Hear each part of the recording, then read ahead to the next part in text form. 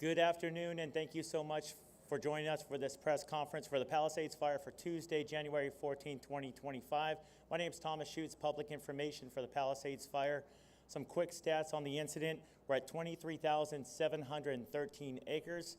This fire is 17% contained, and we have over 5,200 personnel assigned to this fire. For an operational briefing, we're going to call up our incident operations.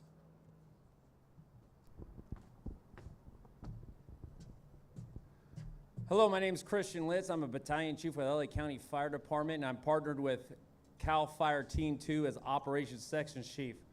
I'm happy to say that there's very little activity around the fire's perimeter when it comes to visible flames. However, we do have a lot of heat along the edges, so we're working very hard to mitigate any of those sources so we don't have any unwanted activity.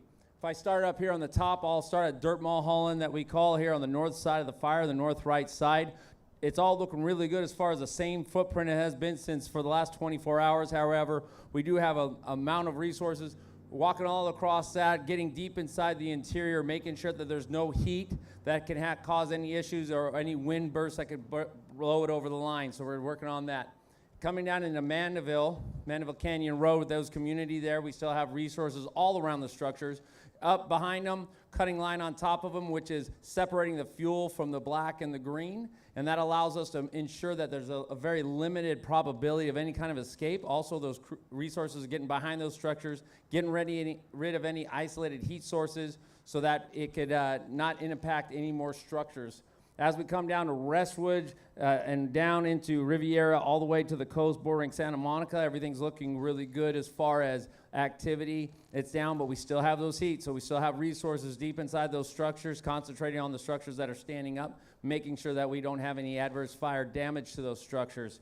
Continuing along Pacific Palisades and then down to Topanga, the beach side, Las Flores, and all the way to Malibu there on the bottom left of the map, same story. We have a lot of resources still going around all the structures that are standing, taking care of the heat that are the structures that have been destroyed. We also have some infrastructure repair happening around PCH there, so that's going really good, trying to get things back. So get people back in their homes as soon as possible, but that can't be done until the entire area is safe.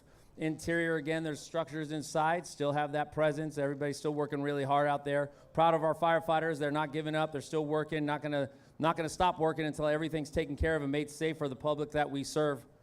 Going back over here to the left side of the map as we move up into the area of Montanito, again, that line is very minimal activity. We still have heat using IR flights from the airplanes up there. And using helicopters. We still have minimal helicopters in the air for need, but they're still up there helping us find those heat sources so we can pinpoint the resources so they can go right to that and make sure that we secure that edge, again, limiting any probability of any kind of escape. Coming across the top, still working, making the control line as we come around to the Fernwood area and Topanga Canyon. And we still have resources all in those structures, again, making sure they won't have any adverse damage to those structures, and we're securing the line as we go.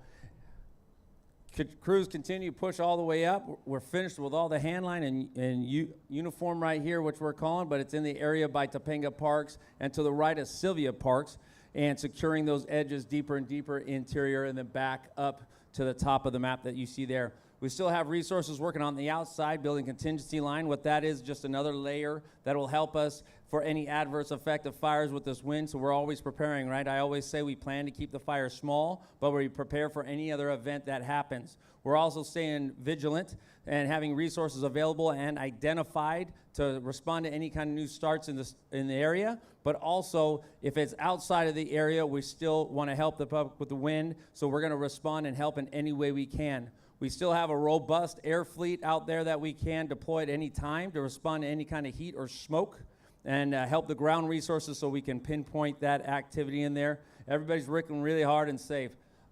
Thank you for allowing us to serve the public. Thank you. Next up, our incident meteorologist. All right, good afternoon, everybody. Rich Thompson, incident meteorologist with the National Weather Service, assigned to the Palisades incident. Weather-wise, when this fire broke out 1 week ago, the area was experiencing what was one of the strongest Santa Ana wind events we've seen in recent memory.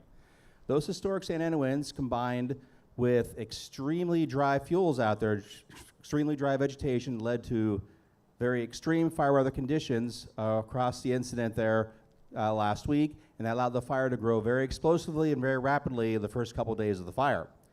After those first couple of days, the area has remained under a persistent weak to moderate Santa Ana wind flow pattern, and so that's going to continue for one more day. We still have expectation of some moderate Santa Anas developing across the fire tonight and during the day tomorrow. That's going to maintain the critical fire weather conditions across the area, and therefore that's why we have a red flag warning still in effect for this area until 6 p.m. Wednesday evening. So again, critical fire weather conditions, red flag warnings in effect until 6 p.m. Wednesday evening. Now, by Wednesday evening, Wednesday night, I expect the critical conditions to diminish, and then for Thursday into the weekend, we're actually get back to a more normal weather pattern here for this part of the country, kind of a nice onshore sea breeze during the day, bringing cooler temperatures, higher humidity, which will all help with the firefighting and fire control efforts. But then, unfortunately, looking into next week, we have another round of Santa Ana winds potentially affecting the area. But definitely, for at least for the weekend, we should get a couple of days respite from these Santa Ana winds. Now I'd like to invite all of our speakers up to the stage.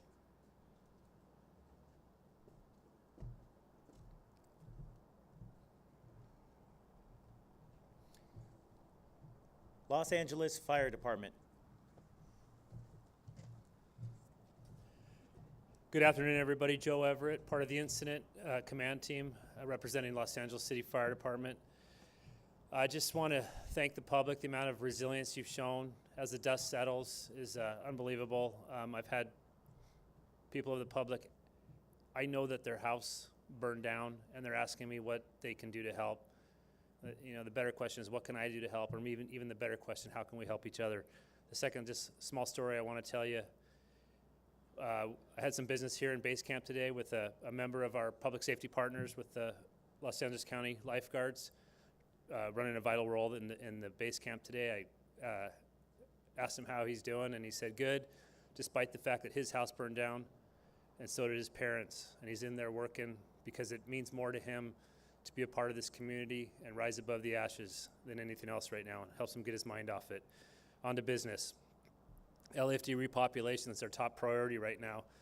Our top priority is a safe return back home, okay? So doing that, what we're doing is we're conducting thorough damage assessments, and we're in partnership with our USAR teams, our hazmat teams, and LAPD. The second thing is once we complete that, we're going to collaborate with city entities, those being Department of Water and Power, Gas Company, Public Works, LACD Building and Safety, just to name a few. We'll keep you updated because I believe that's vital information.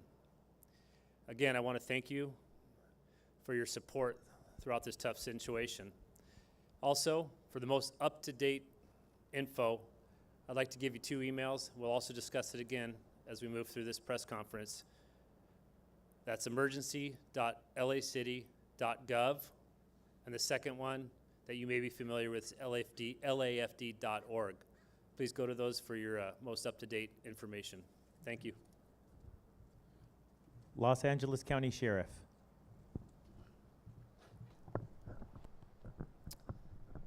Good afternoon, everyone. My name is Commander Christine Coles. I'm with the Los Angeles County Sheriff's Department, serving as the Unified Incident Commander from the Sheriff's Department Incident Management Team for the Palisades Fire Response. I'd like to provide you an update on our operation. We currently have over 100 Sheriff Department personnel, including search and rescue personnel and National Guard personnel assisting with the operation. Our department personnel are currently deployed on missions which include looter suppression, evacuations, road closures, humanitarian relief, and roving and security patrols. Currently, no new evacuations are being performed. As of this afternoon, we have made 7 arrests related to the Palisades fire involving looting, unauthorized entry into an emergency area, battery on a peace officer, and additional charges for weapons and narcotics possessions. We currently have 5 confirmed deaths as of this afternoon within the LASD jurisdiction due to the Palisades fire, and there are currently 3 missing person reports. The curfew was established earlier over the weekend and is still in effect from 6 p.m. till 6 a.m. and until further notice. The curfew will be strictly enforced, and we urge all individuals to comply with the curfew to avoid the affected areas unless you're authorized personnel. Any unauthorized personnel will be subject to arrest. In collaboration with LA County Fire Urban Search and Rescue Team and multiple other agencies, search and rescue operations are being conducted in designated areas which have been affected by the fire. The goal of the searches is to ensure the areas are made safe prior to entry and to ensure that every resident is accounted for. I know that community members are very anxious to return to their homes, but your safety has to be our primary concern. There are many areas where fire personnel are still working and search and rescue operations are ongoing. There is damage to roads and guardrails and large debris blocking the roadways. Thorough searching must be conducted to render these areas safe and to provide conclusion for those that have been reported missing. We're in constant discussions to determine whether repopulation is possible, but we do not currently have any firm dates for the opening of any of the affected areas. We appreciate any patience and understanding that you have for us during this tragedy. Thank you. Los Angeles County Fire. Good afternoon. My name is Robert Harris. I'm Deputy Chief of Los Angeles County Fire Department. I oversee the Central Operations Bureau, and I'm also one of your Unified Incident Commanders. I'd like to give you our damage assessment report numbers. As of today, 35% of the damage inspections have been completed for the Palisades incident. For residents seeking that information, please go to recovery.lacounty.gov to view the map showing our current damage assessments. Please note that this information is updated on a daily basis. As indicated by our meteorologists, severe fire weather will continue through tomorrow. Therefore, these winds will produce hazardous fire behavior situations for our firefighters on the line. We ask for the patience of our residents as we continue to hold our current posture as far as preparedness for this fire behavior. We understand that the shutoff of the power can be of inconvenience to our residents, but we ask that you please be patient and understand that the shutoff of the power is necessary to prevent the growth of any large fires. We also ask that our unhoused neighbors do not start any warming fires during this fire weather event. Anyone experiencing homelessness shall seek shelter through the Los Angeles County or the city so that we can ensure that you have housing during this period. Repopulation, again, as been stated, will not occur until all areas are deemed safe. Your safety, again, remains our primary concern. Resources for residents impacted in the fire areas are available at lacounty.gov/emergency. On another note, I am happy to share that our LA County CL 415 that was struck by a drone earlier during the firefight has been repaired and is now available for response.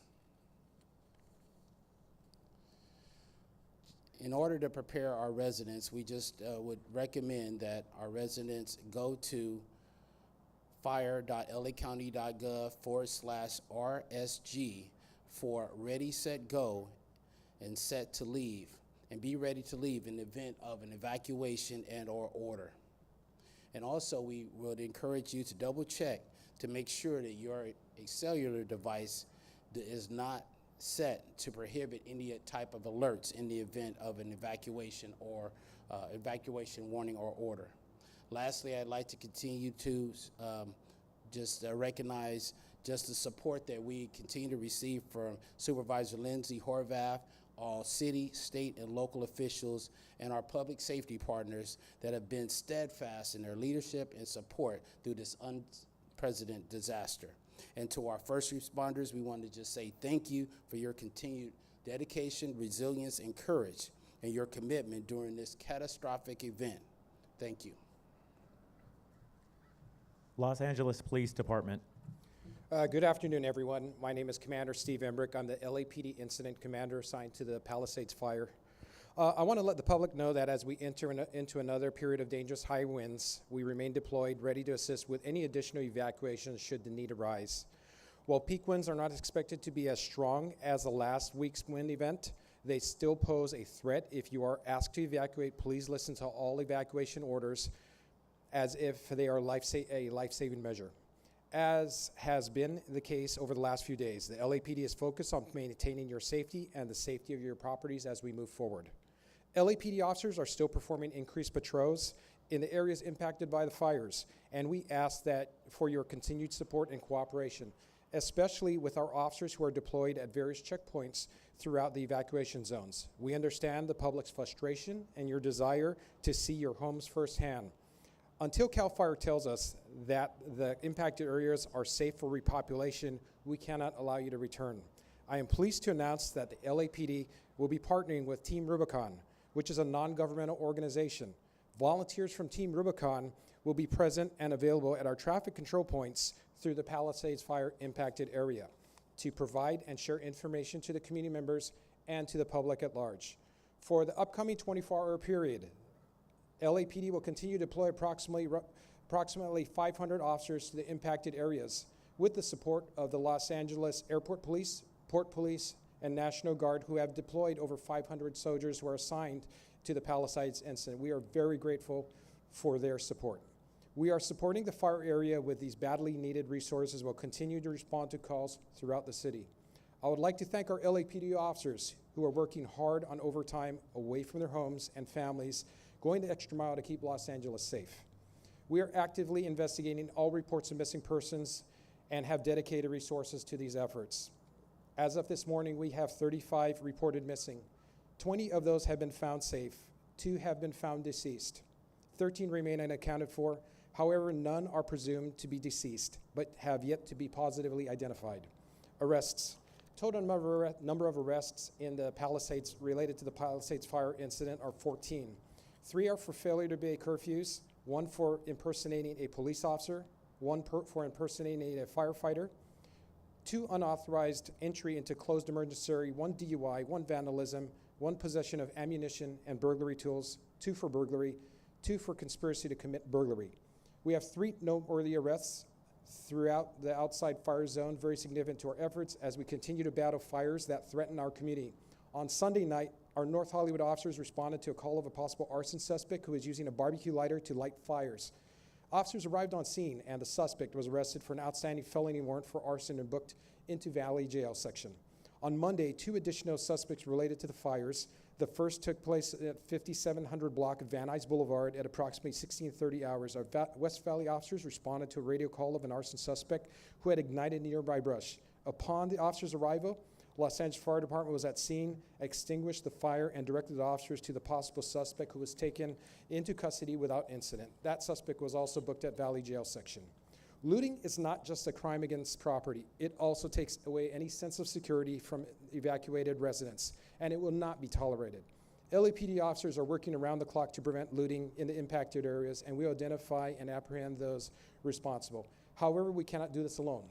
We need your help. We are asking that members of the community should join us in the effort by reviewing your personal security footage, whether from Ring cameras, home security systems, or other recording devices.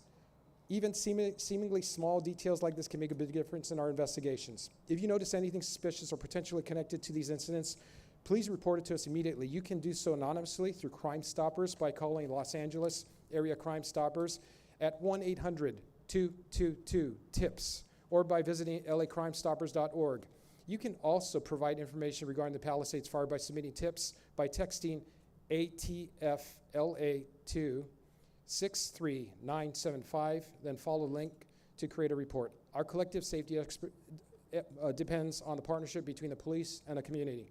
Together, we can ensure that those responsible for the crimes are brought to justice and our neighborhoods remain safe. Animal Services started their efforts to support residents and would like to check on pets who have been left behind. To help residents gain access to pets that were left behind, Animal Services is accepting calls by creating a list for CAL FIRE to assist with facilitating reunification with pets. The phone number is 888-452-7381. You will need to follow the menu options to place your request. Additionally, between 8 and 5 p.m., you can call 311 and ask for the West Los Angeles Animal Shelter to check on a pet. You can also go to the shelter in person, which is located at 11361 West Pico Boulevard in Los Angeles, California, or to the command post located in Zuma Beach and request to speak to the law enforcement liaison officer. This shelter will require you to provide identification and authorization to enter your residence, as well as a key or key code to gain access. In closing, I want to reiterate that our department is committed to the recovery efforts for however long that takes. We will continue to work alongside our partners and to make sure that the community has the resources you need to recover and ultimately rebuild. Thank you for all your patience and cooperation during this difficult time. Bureau of Alcohol, Tobacco, Firearms, and Explosives.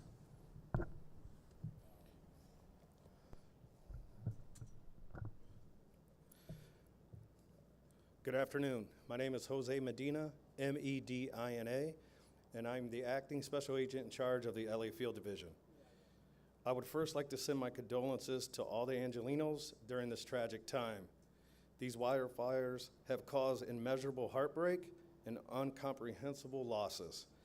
As many of you already know, due to the size and scope of the Pacific Palisades fire, ATF was requested to lead the origin and cause investigation alongside our partners. ATF possesses unparalleled expertise in determining the origin and cause of fires, even under the most complex and challenging conditions. ATF had certified fire investigators on scene, providing initial assessment on Friday. During that survey, we determined we would bring out an additional expertise. We activated ATF's National Response Team, which we refer to as the NRT. This is the 7th NRT activation this fiscal year and the 927th time since the program began in 1978. The NRT offers a comprehensive set of resources for fire investigations, including certified fire investigators, chemists, electrical engineers, accelerant detection canines, and state-of-the-art fire research laboratories. The NRT is comprised of 3 regional components, organized geographically to cover the United States. The team provides an immediate and sustained nationwide response capability, deploying within 24 hours of notification. Approximately 20 individuals arrived from around the country over the weekend.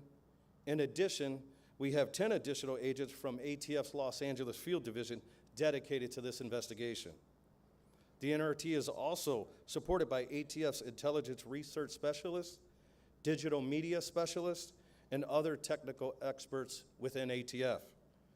The NRT also has individuals who possess wildland fire investigator certifications. Yesterday morning, we had our initial in-briefing and began collaborating with our partners from LAPD, LA Fire, CAL FIRE, U.S. Forest Service, and the U.S. Attorney's Office, along with the District Attorney's Office. Within ATF personnel and our partners, together there are about 75 dedicated personnel. The NRT started by breaking investigators down into 2 components, a group that processes the scene and a group that follows investigative leads. The team processing the scene went out yesterday and was out there again this morning at 8 a.m. The team processing the leads has been gathering video and photos from residences in the area, as well as video and photos from social media, along with conducting critical interviews of witnesses and first responders. We are going through all the 911 calls and talking and interviewing residents.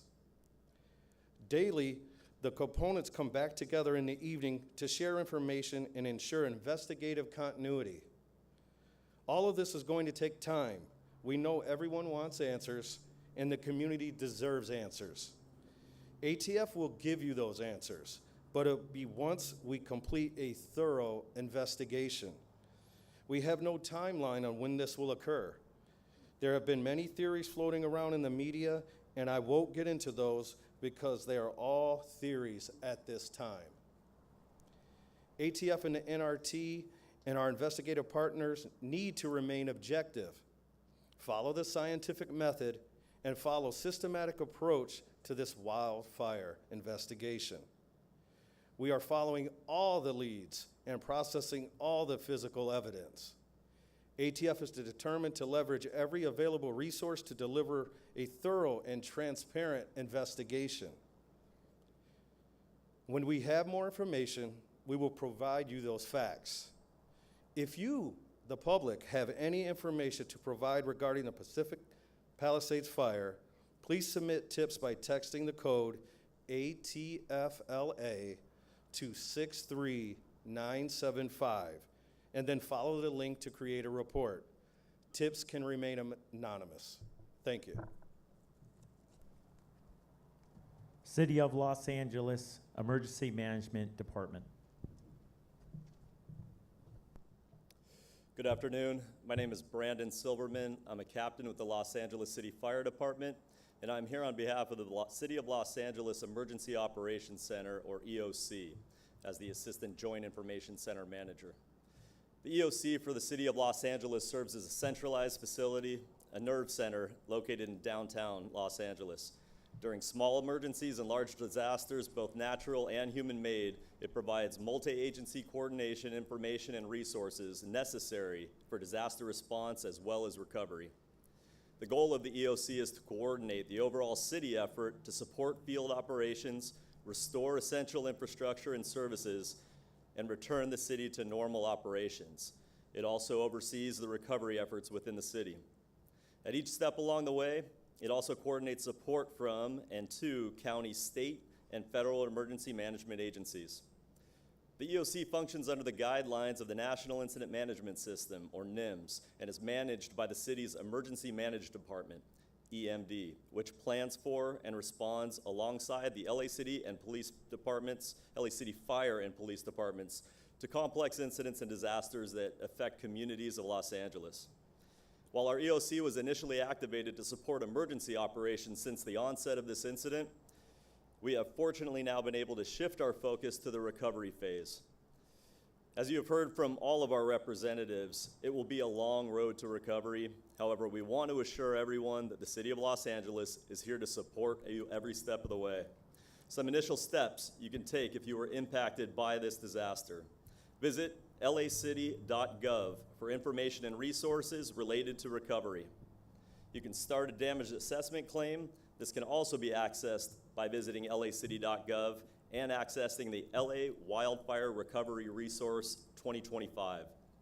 Assistance for individual families, property owners, businesses, and housing service can be found there as well. The City of Los Angeles is partnering with the state and FEMA to provide a disaster recovery center. This is a one-stop information and resource center designed to assist those who have lost vital records, which could include birth certificates, death certificates, driver's licenses, social security documentation, etc. They also will help those who have experienced loss or damage to their homes or businesses with such tasks as applying for disaster relief loans. It also provides referrals to mental health counseling and other services. As of now, since the opening of the Disaster Relief Center located within the City of Los Angeles at 1 o'clock this afternoon, we've already assisted over 55 households with that recovery process. That Disaster Recovery Center will remain open 7 days a week from 9 a.m. to 8 p.m. and will remain open as long as necessary to provide services to those impacted by the Palisades wildfire. Again, for more detailed information, such as locations, hours of operation, please visit lacity.gov. Thank you. CAL FIRE.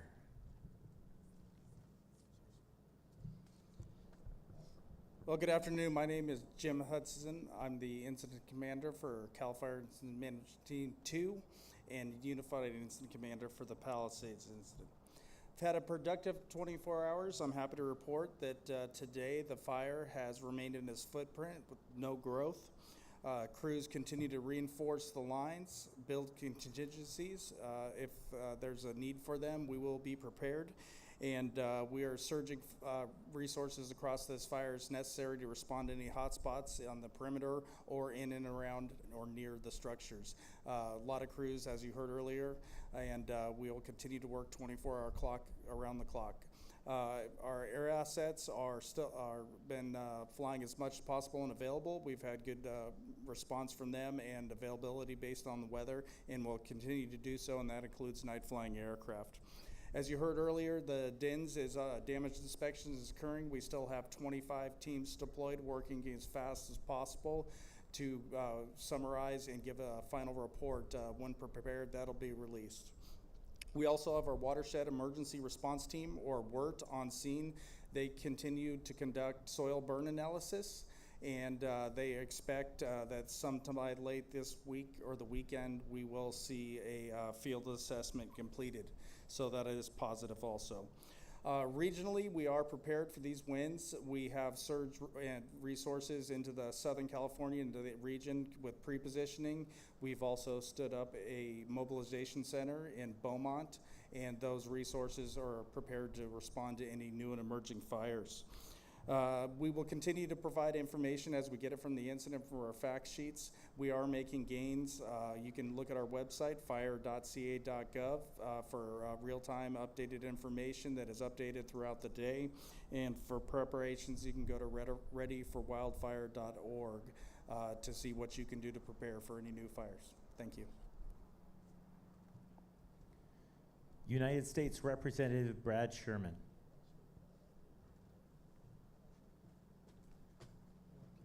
Sit it up right.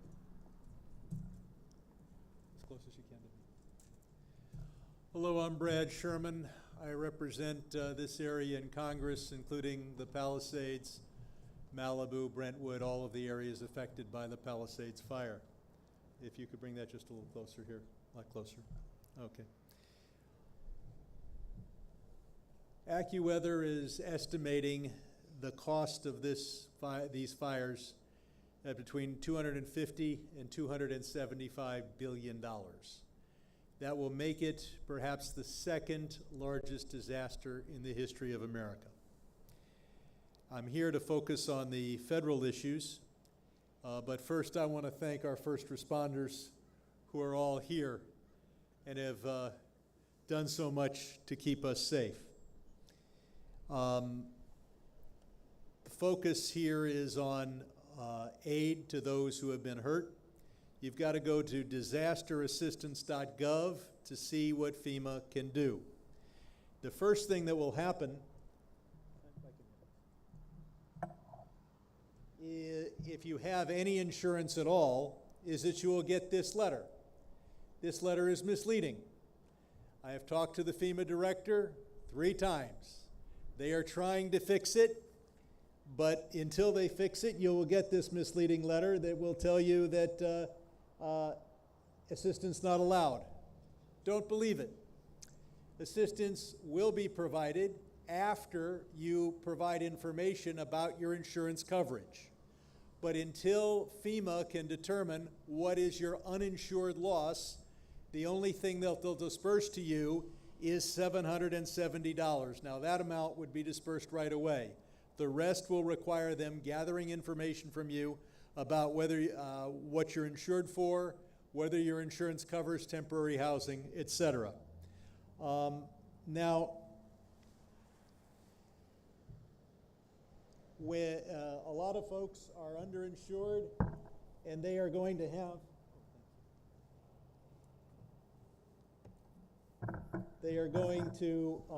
be eligible for a certain amount from FEMA.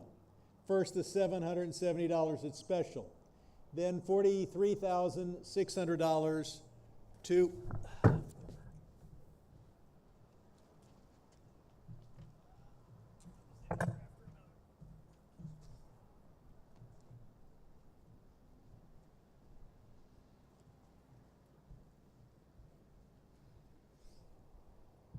$43,500 to rebuild your home and to deal with housing issues. And if you qualify for that, the state of California will automatically add another $10,000. You can get, and these are grants, these are not loans, this is money you keep, for other purposes, including replacing your car, up to another $43,600. And that is a total of $97,970 in grants. That's a good chunk of change, but it's not what you need in order to rebuild a home if you're substantially uninsured. That's why our entire Los Angeles congressional delegation is going to be fighting to try to get those grants increased. Now, in addition to the grant program, the Small Business Administration has loan programs. For homeowners, they'll loan up to $500,000. And then if you have losses that are non-real estate losses, they'll loan up to an additional $100,000. It's a 4% loan, and payments are deferred for your first 12 months. For businesses and nonprofits who have been affected in the area, the loan amount, and the loan can be for physical damage or for economic damage, such as lost sales. The maximum loan is $2 million. The interest rate is 4%. The payments are deferred for 12 months. If, however, your business is one that's quite profitable and you could get the loan from the private sector, the interest rate is higher. But for most businesses, it's going to be a 4% loan.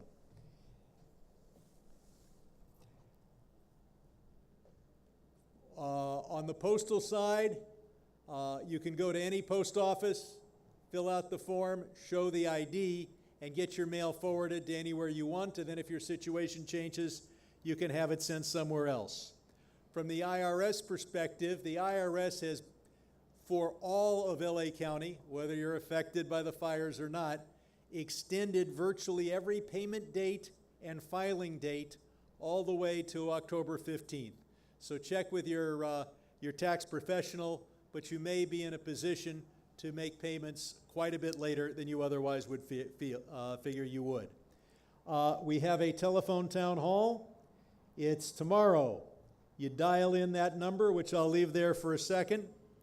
And as the other speaker pointed out, we have a center, and people are going to wonder where it is. It's the old West Side Pavilion on Pico. It's now a UCLA facility, but it's not quite at the UCLA campus. It's open from 9 a.m. to 8 p.m. And finally, to get information, you can go to bradsherman.house.gov. Thank you. Look forward to working with you over the long haul.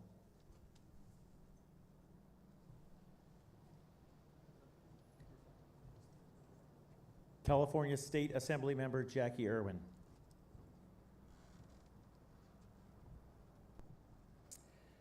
Well, thank you very much, Congressman Sherman. That was very informative. My name is Jackie Irwin, and I represent the Palisades and Malibu in the State Assembly. I want to start off by saying it was a week ago this morning that we saw the first flames, the first smoke from the Palisades fire. And I want to thank our first responders who have been fighting in 24-hour shifts this fire for a week. In unsafe conditions, they have saved many, many homes. And I want to thank their families also. I also want to thank the public safety, sheriff, and deputies.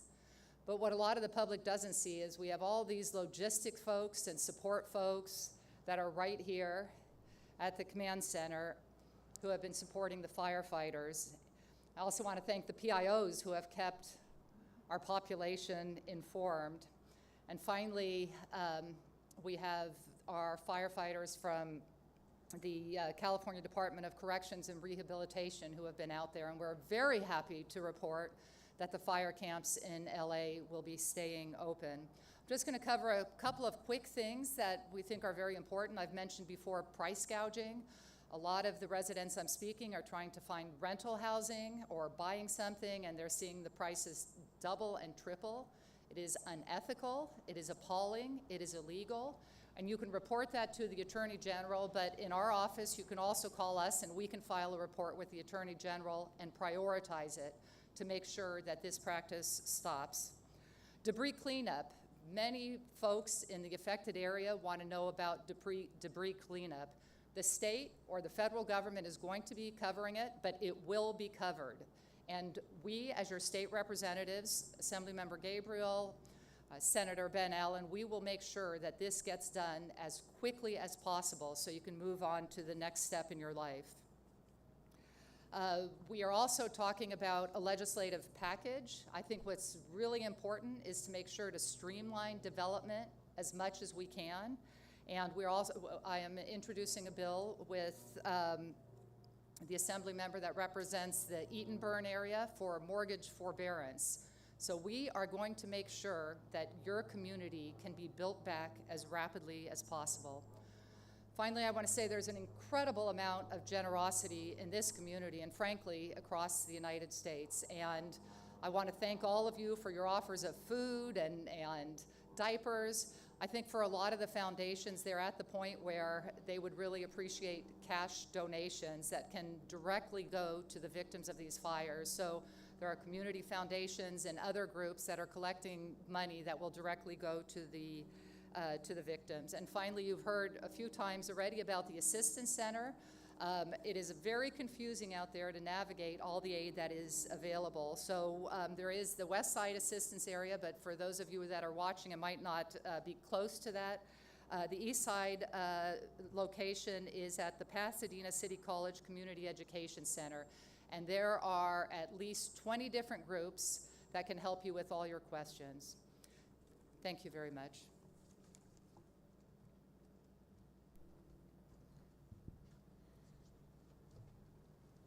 Next up, we have the Colonel for the California National Guard.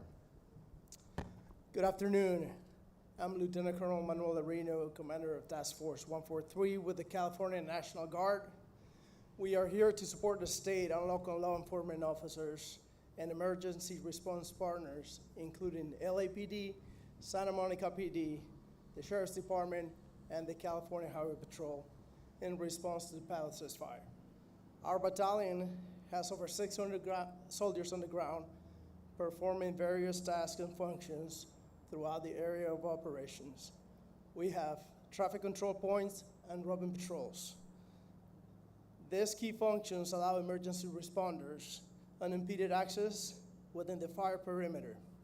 It further provides responders this function by keeping civilians to returning to evacuated residential areas before it can be made safe to do so.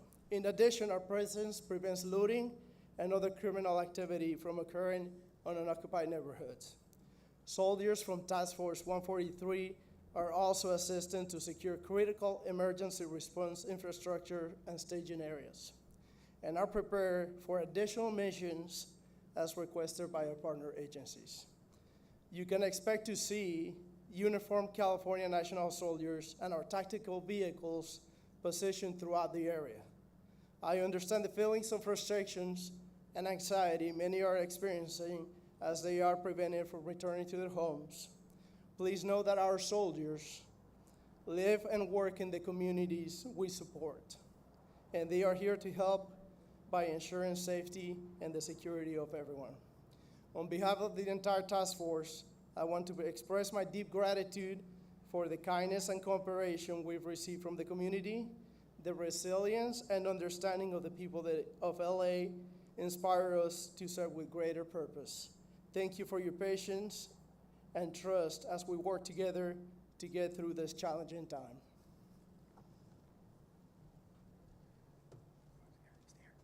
California State Assembly Member Jesse Gabriel. Thank you very much. Good afternoon, everybody. Jesse Gabriel, really proud and grateful to represent the San Fernando Valley in the California State Legislature. Let me begin by extending our sincere gratitude. We can't say it enough to the firefighters, to the first responders who are so ably serving our communities. Their dedication, their professionalism is next level. And I want you to know from the folks in the Valley where you are holding the line at Mulholland, we are unbelievably grateful for the work that you have done over these past couple days, and just thank you for everything you're doing.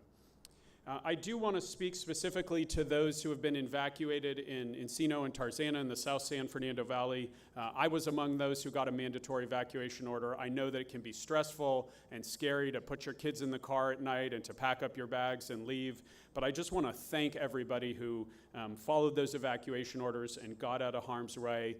And I can empathize with folks who want to get back into their homes. I am very eager to get back into my home. My kids are eager to get back into our house. but I want to assure you that our communities are safe, thanks to the incredible work of the guards, and you heard from the colonel over here, the National Guard's men and women who are positioned there on Ventura Boulevard. There's a very heavy LAPD presence. I was able to go a couple days ago and drive through the neighborhoods that are still closed to the public. There is a very heavy presence from law enforcement there. The community is safe. It is calm. Your homes and belongings are well protected. And so I just want to thank LAPD and law enforcement and the guards who are keeping our community safe, and reassure everybody that it is the right thing to do to have followed those evacuation orders, and to thank them for their patience. Let me say one other thing about drones. Please, please, please do not fly a drone. When you put a drone in the air, you are putting our firefighters at risk, you are putting your neighbors at risk, you are putting our community at risk. And these amateur drones can and will, and we have seen this, impact the ability of our first responders to fight these fires. And so if you fly a drone, you're going to be found. I know that the FBI is on the ground here in Los Angeles. You will be prosecuted to the fullest extent of the law. Do not put a drone in the air. I also want to let folks in the Valley who have been impacted by any of this know that they can call our district office in Encino at 818-380-2460. Again, let me say that again, 818-380-2460. My staff is here, and we're available to help Valley residents with any of the issues that you may be dealing with as we work together as a community through this challenge. Finally, let me say one thing in my capacity, not only as a representative of the San Fernando Valley, but also as chair of the State Budget Committee. I know that we have a big rebuild ahead of us, and I want to assure folks in the Palisades and in all of the impacted communities, the communities that are impacted by this fire, that the state of California is going to be part of that rebuild. The state is working to provide resources for LA's recovery. You saw the governor yesterday announce a proposal that we're going to work through in our special session of a minimum of $2.5 billion in aid and recovery aid coming down here to Southern California. We're grateful for the governor's proposal. We're going to make sure that Assemblymember Irwin and others who are representing the communities that have been directly impacted by this have a seat at the table and are part of crafting that package of state aid that is going to come down here. And all of us, irrespective of where we live, we are Californians, we are Angelenos, we are Americans, we are in this together, and the state of California is going to be there with all of you, with all of the impacted communities for the long haul. So I want to thank everybody for their resilience. I want to thank them for listening to the first responders, for following their instructions. Thank the first responders again for their heroic work, and please stay safe. Thank you.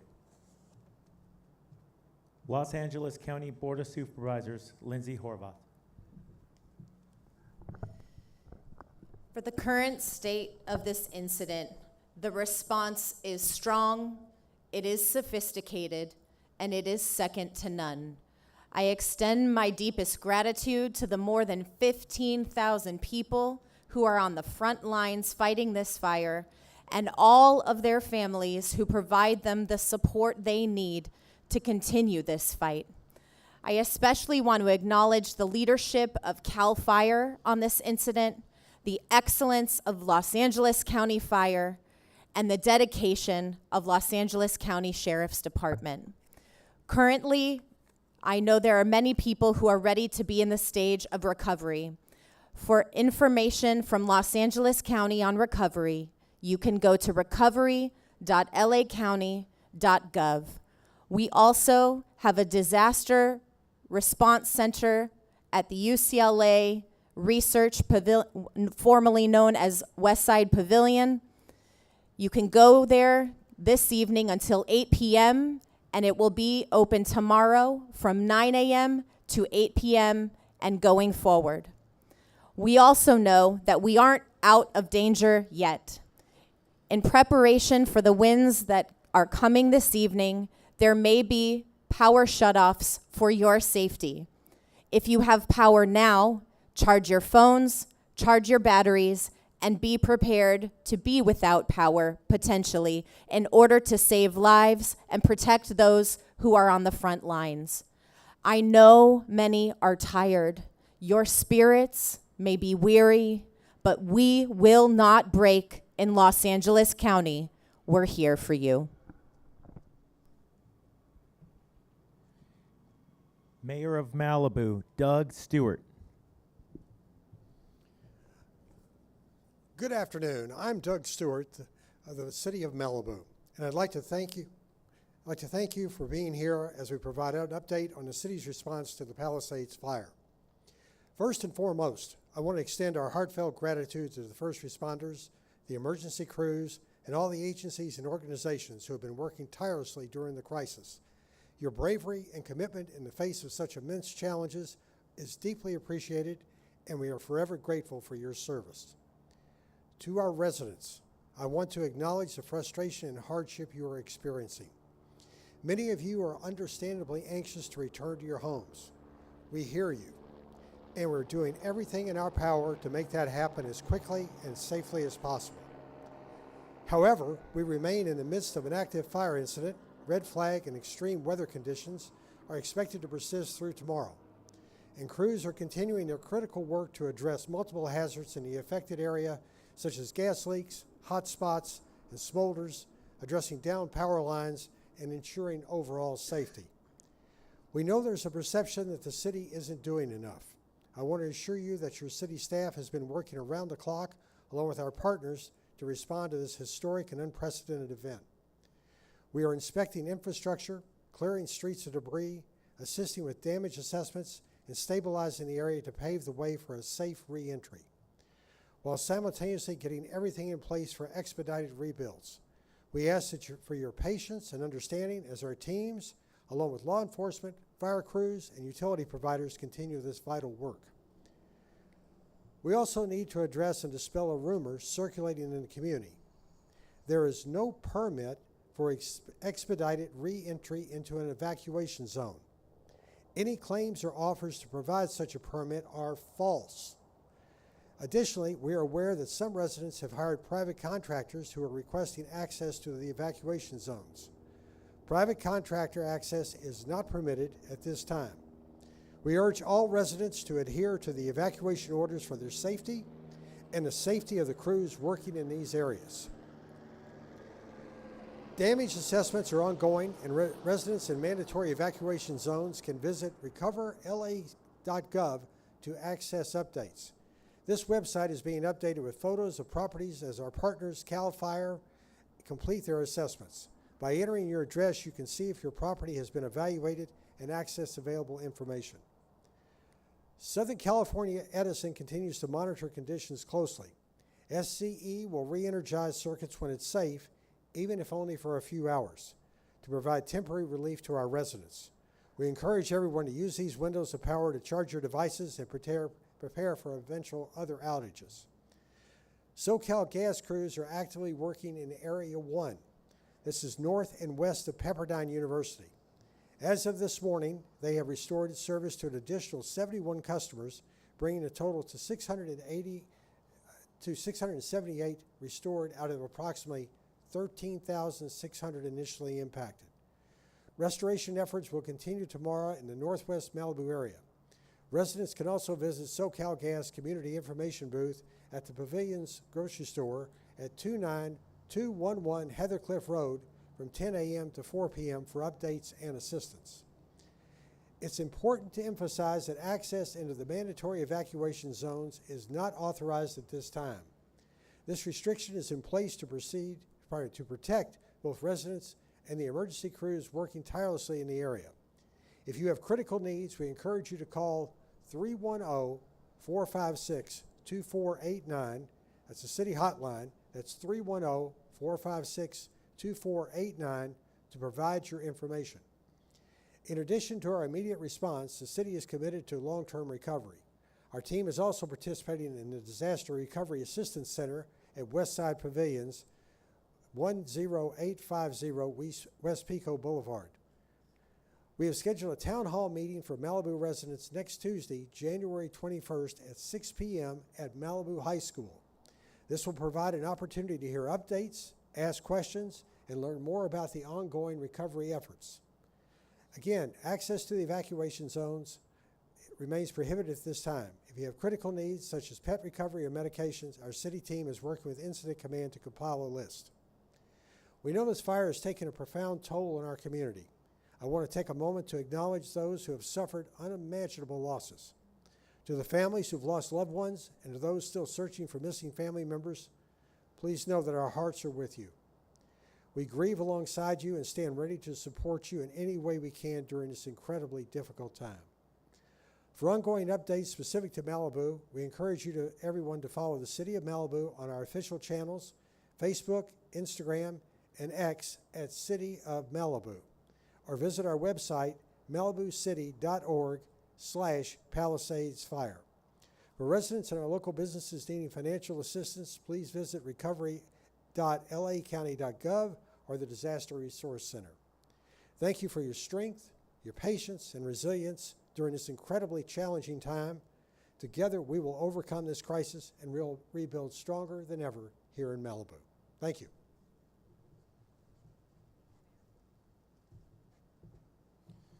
That concludes our formal presentation portion. We'd now like to open it up to questions from our media partners.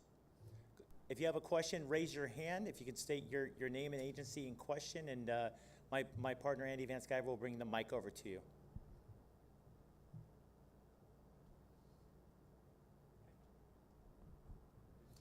Okay, seeing no questions, we'll close it out. Thank you very much for joining us, and a reminder that there will be a virtual community meeting tonight at 6:30.